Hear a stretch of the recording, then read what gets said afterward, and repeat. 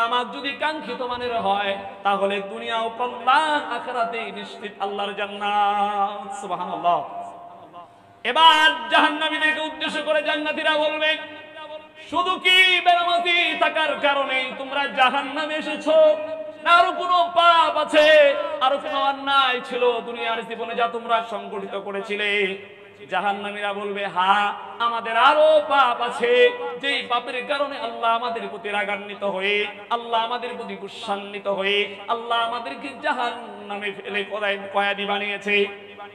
জাহান্নামীদেরকে জান্নাতীরা বলবে, তাহলে বলো বলো বলো সেই পাপটা কি, আমাদেরকে জানাও, আমাদের জানতে বড় ইচ্ছে হয়। এবার তারা আল্লাহ জানালেন কি ভাষায় তারা তাদের পাপের কথা স্বীকৃতি দিবে। জাহান্নামীরা তারা বলবে, ওয়ালাম নাকুনু তুইমুল মিসকিন। ও জান্নাতীরা শোনো শোনো, আমাদের দ্বিতীয় অন্যায় ছিল, দ্বিতীয় অপরাধ ছিল, নাফরমানি ছিল। আমরা আল্লাহর জমিনে আল্লাহর অসহায় দারিদ্র এতিম মিসকিন যারা ছিল এদেরকে খাবার দেই নাই, বরং এদেরকে যারা খাবার দিত তাদেরকে এদের ব্যাপারে খাবার দিয়ে উৎসাহ দেই নাই। এই জন্য আল্লাহ আমাদেরকে জাহান্নামে নিক্ষেপ করেছে।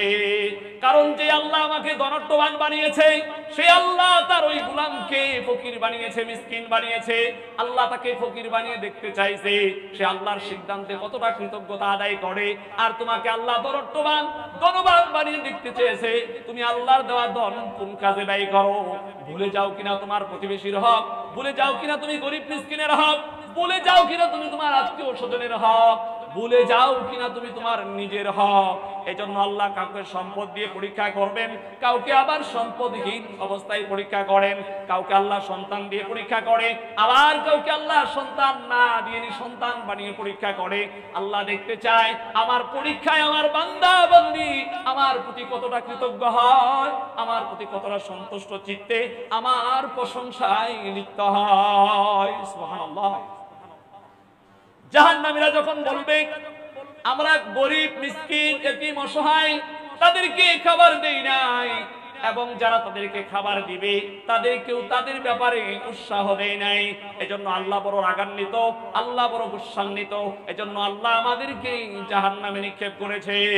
সুবহানাল্লাহ। নাকি আস্তাগফিরুল্লাহ, নাউযুবিল্লাহ।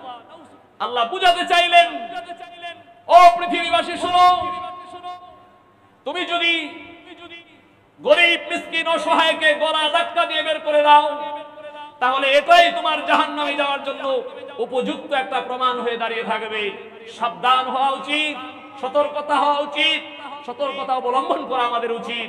আমাদের আচরণ যেন এমন না হয়, আমাদের ব্যবহার যেন এমন না হয় যা দ্বারা গরিব মিসকিন কষ্ট পাই। এদিকে আমরা লক্ষ্য রাখবো, আল্লাহ আমাদেরকে এইদিকে লক্ষ্য রেখে গরিব মিসকিনকে খাবারের মাধ্যমে, টাকা পয়সার মাধ্যমে, পরামর্শ দেওয়ার মাধ্যমে আল্লাহ যেন আমাদেরকে তাদের সহযোগী করার তৌফিক দান করে বলি আল্লাহুম্মা আমিন।